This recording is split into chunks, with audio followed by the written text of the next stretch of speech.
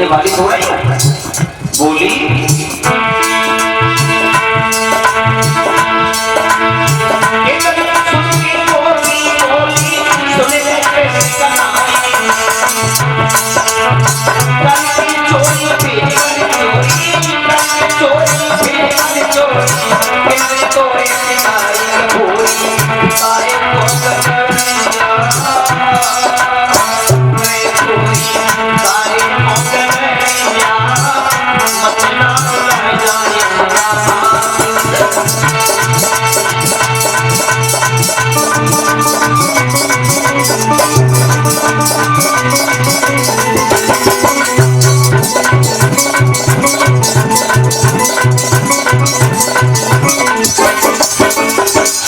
जवाब दिया है छोड़ दीजिए गोपी। बोले मुझे छोड़ने वाली नहीं, अब तो कलाई पकड़ी चल गई।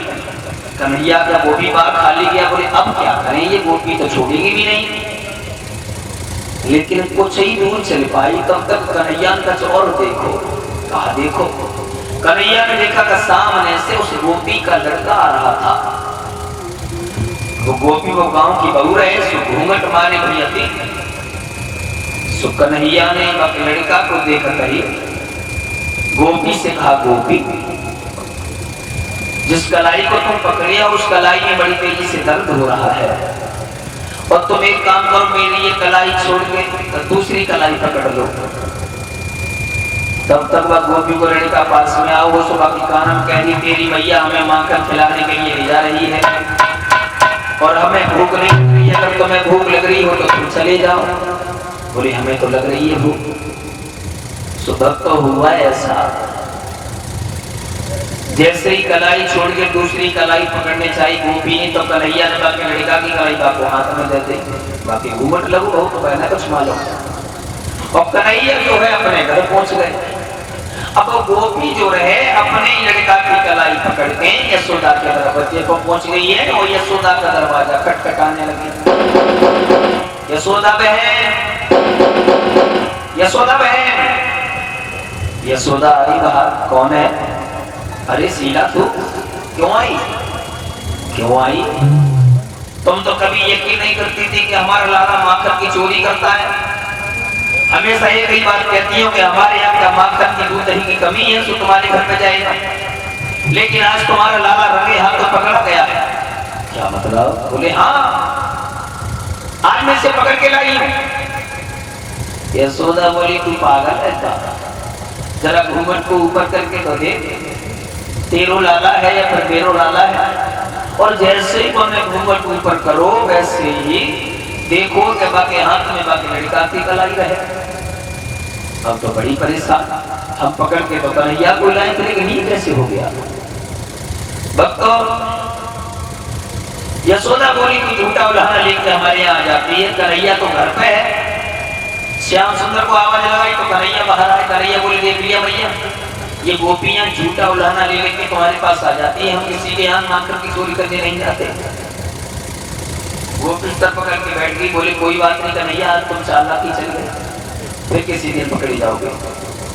चलेगी गोपी। भक्तों, इस तरीका से भगवान श्याम सुंदर माखन लेने का कार्य पूरा करते हुए आगे अपनी बाल लीलाएं बढ़ा रहे हैं।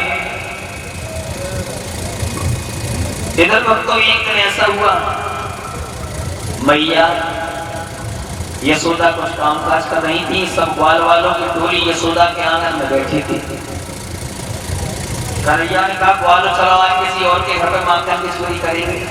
मनसु का बोला हम तो नहीं जाएंगे। क्यों?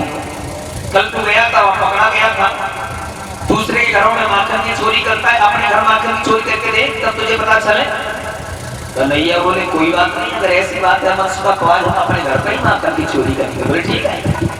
अब वो कन्हैया जो है सब ग्वाल वालों को लेके अपने ही घर पर माखन की चोरी करने लगे। माखन खा रहे हैं और माखन खाते खाते अचानक वो मटकी जो जमीन पर गिर पड़ी, फूट गई। और मटकी के फूटने की आवाज जब यशोदा के कानों में पड़ी तो यशोदा भागती अंदर आई। ग्वालों ने जब यशोदा को देखा तो ग्वाल वाल को भाग गए, वहां से कन्हैया पकड़ने आ गए। और कन्हैया का कान पकड़ के यशोदा बोली क्यों नहीं? तूने माखन खाया सो खाया, लेकिन तूने मेरे सास के हाथ की ये मटकी भर डाली। ये गोपियां कभी झूठा उदाहरण लेकर नहीं आती, वो सच कहती है तो गोपियों घर पे माखन चोरी करने जाता होगा। आज मैं तुझे छोड़ने वाली नहीं। भक्तों, इस तरीका से भगवान श्याम सुंदर बोले, भैया मैंने माखन नहीं खाया। फिर तूने माखन नहीं खाया तो तेरे मुंह पे माखन क्यों लगा है? बोले भैया वो काली बिल्ली है हमारे घर में, वो माखन की मटकी को फोड़ गई, माखन जमीन पर बिखर गया, मैं उसे पकड़ने के लिए भागा तो माखन में पैर फिसल गया, तो ये माखन मेरे मुंह से लग गया है, मैंने माखन नहीं खाया। तोतली भाषा में और भगवान श्याम सुंदर जो है अपनी मैया से बोले, मैया